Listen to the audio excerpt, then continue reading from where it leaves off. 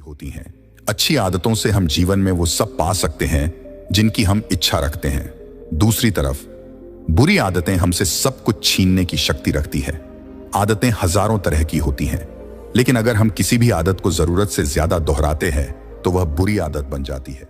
जैसे बुरी आदत है, बोलना कोई बुरी आदत नहीं है, मगर ज्यादा या बेवजह बोलना एक काफी बुरी आदत है। आज हम बड़बोले विद्यार्थी की कहानी से जानेंगे इस आदत से होने वाले नुकसान और इससे छुटकारा पाने के तरीके। एक बार की बात है, एक गुरु का एक शिष्य बहुत अधिक बोलने की आदत से परेशान रहता था।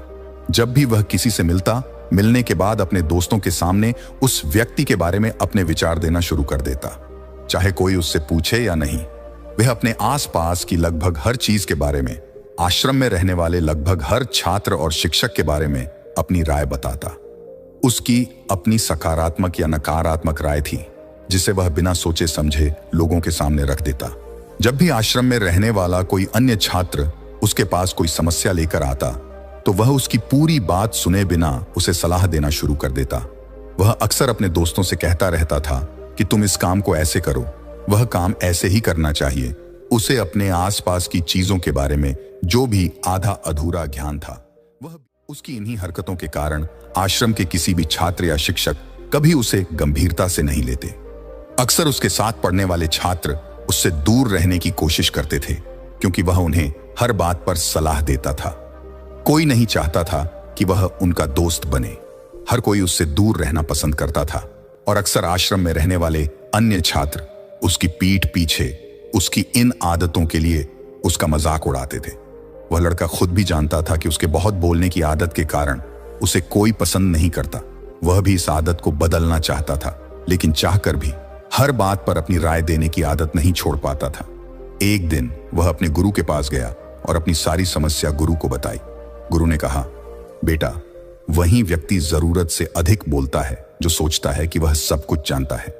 ऐसा व्यक्ति जो मानता है कि वह बहुत कम जानता है और अभी भी बहुत कुछ सीखना है, वह कभी भी अधिक नहीं बोलता है और न ही अपनी राय देता। शिष्य ने गुरु के सामने सिर झुकाया। गुरु ने कहा, बेटा, मैं एक दिन में आपकी बहुत ज्यादा बात करने की आदत एकदम से खत्म नहीं होगी। आपको धीरे धीरे अपने अंदर से ये आदत खत्म करनी होगी।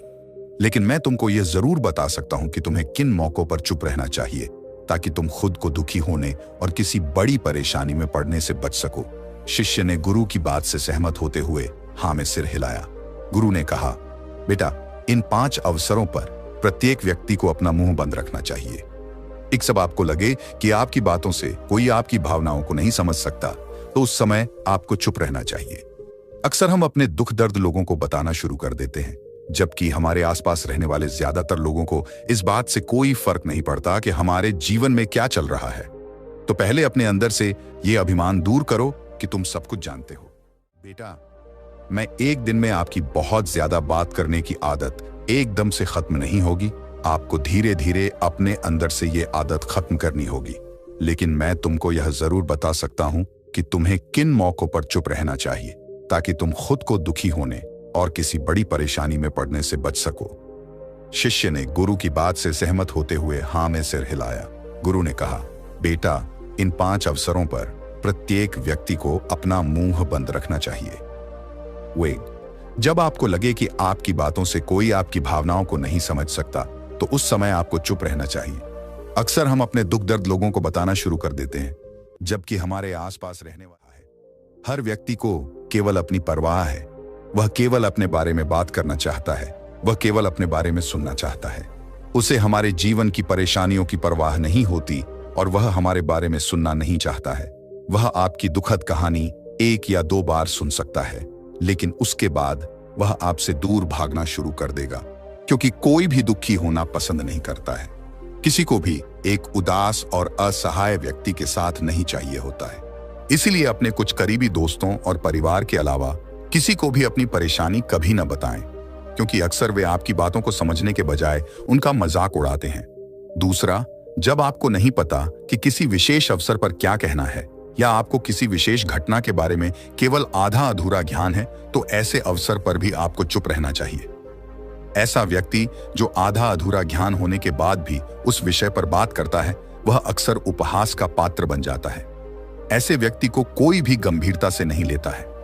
केवल वही व्यक्ति अपनी बात प्रभावी ढंग से रख सकता है जिसे उस विशेष घटना या विषय का गहरा ज्ञान हो। इसलिए यहां वहां से प्राप्त आधी अधूरी और अनपरखी जानकारी के आधार पर कभी भी लोगों को समझाने की कोशिश नहीं करनी चाहिए।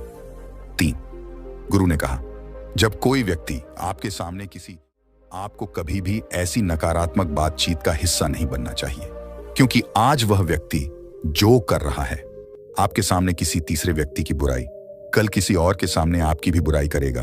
और इस बात की अधिक संभावना है कि आज आपने जिस तीसरे व्यक्ति की बुराई की है उसे भी इस बात का पता चल जाते तो आप पर ही मुसीबत आ सकती है।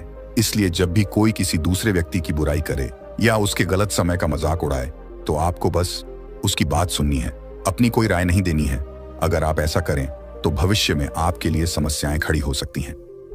4, गुरु कहा, जब कोई आप पर क्रोध और घृणा से चिल्लाता है, आपका अपमान करने की कोशिश करता है, तो ऐसी स्थिति में आप दूसरे व्यक्ति की क्रोध और घृणा को चुप रहकर कम कर सकते हैं।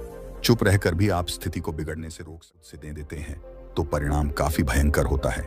यदि आप उस समय चुप रहते हैं तो यह बात उस क्रोधी व्यक्ति के दिल में महसूस होती है।